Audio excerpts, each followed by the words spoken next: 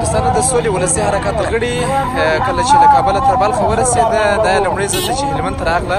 په هلمند کې لویه غونډه ورته نیول سوې ده. په غونډه کې به دوی له هلمنده تر بلخ پورې چې کوم فعالیتونه کړي دي د هغه یادونه به کوي، د لاسته راوړنو یادونه به کوي، او تر څنګ دا چې د بیا ځلې پروګرام د پیلېدا لپاره به دلته له ولسونو سره مشورې کوي.